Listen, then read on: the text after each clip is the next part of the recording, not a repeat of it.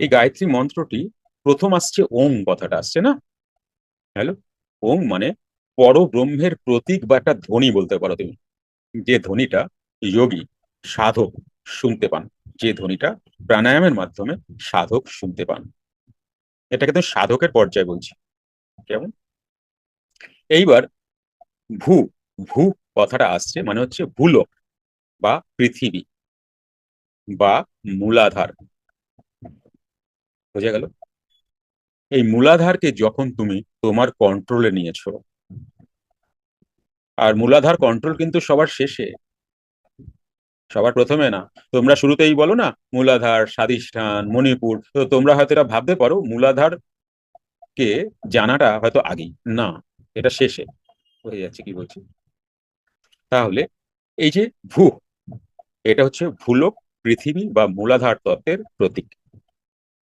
কেমন? এরপর আসছে ভূবহ, মিলিয়ে নাও যারা যারা জানো।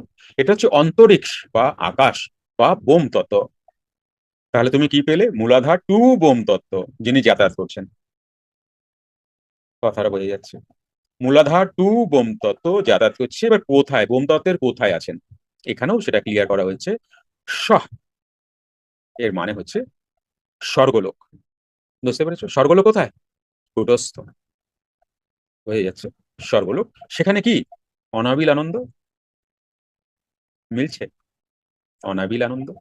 তাহলে মূলাধার থেকে কূটস্থ অব্দি যিনি যাতায়াত করছেন এবং অনুভূতিতে আছে এবং টোটালটাই যিনি জানেন এবং এর ওপরে একে পুরোপুরি আত্মসাৎ করে নিয়েছেন বা একে পুরোপুরি জেনে নিয়েছেন, কি দ্বারা? প্রাণায়াম দ্বারা।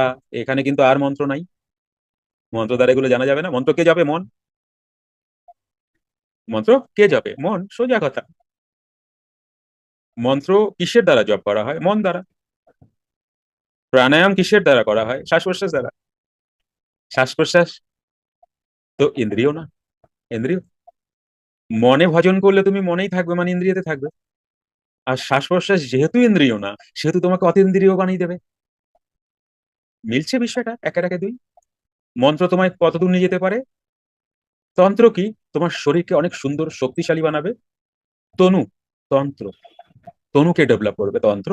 যুক্ত ক্রিয়াযোগ, সুষুম্না অন্তর্মুখী প্রাণায়াম, সম্ভাবী মহামুদ্রা, কপালভাতি শিখতে চাইছেন? প্রতি সপ্তাহে মঙ্গল বুধ ও বৃহস্পতিবার রাত 8টা থেকে 9টা অবধি জুম অনলাইনে নিজের বাড়ি বসেই শিখতে পারবেন। যোগাযোগ জ্ঞানী গুরু কমিউনিটি। Phone number 9903680146।